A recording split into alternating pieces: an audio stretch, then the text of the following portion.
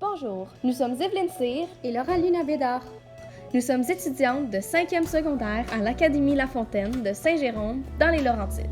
Faisant partie du tableau de Mendeleïev de 1869, le premier tableau périodique, l'élément que nous avons choisi a marqué l'histoire. En effet, les recherches et les batailles des grandes civilisations pour trouver et contrôler les routes de ce minerai se sont succédées à travers des siècles. Aujourd'hui encore, le contrôle de cette ressource demeure une source de conflit. Nous parlons, bien évidemment, de l'étain.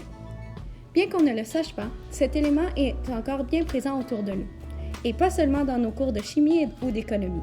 Effectivement, tout aussi surprenant que ça puisse paraître, que ce soit pour conserver les aliments, au théâtre ou même dans les paroles de chansons, la présence de l'étain est indéniable. Mais avant d'aller trop loin, il faut revenir en arrière.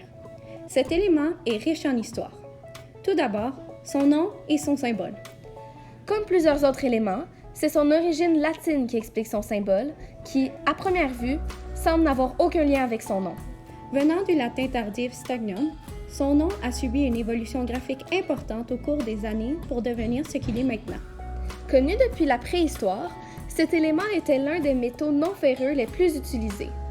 Vu sa température de fusion relativement basse, depuis la découverte des fourneaux à haute température, l'étain est devenu une ressource de grande importance. Utilisé, entre autres, en alliage avec le cuivre pour obtenir du bronze, ce métal fut prisé dans la fabrication d'armes et bijoux en tout genre. On comprend alors pourquoi les grandes civilisations se sont ruées vers ce métal. Comme la ruée vers l'or de l'Antiquité. En effet, l'exploitation minière de l'étain était tout aussi dangereuse, et les exemples ne manquent pas.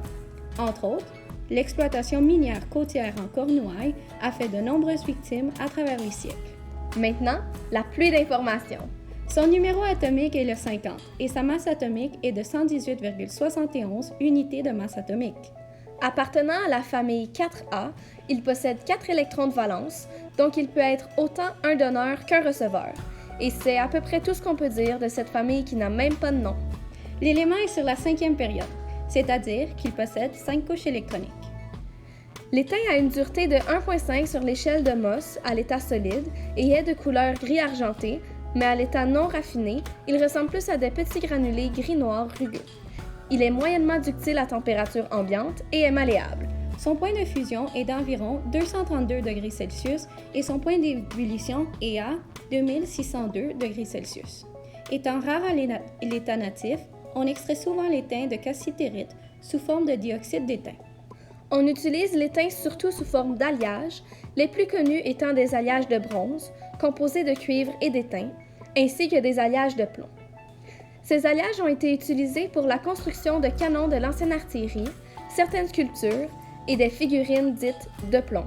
L'étain a aussi été utilisé pour la fabrication de vaisselle, de tubes souples comme ceux maintenant en aluminium et en plastique, et de feuilles de conservation pour la viande et le roquefort. De plus, l'étain est utilisé dans la composition des tuyaux d'orgue, de cloches, ainsi que de certains instruments de musique de la famille des cuivres pour la belle sonorité de ces alliages.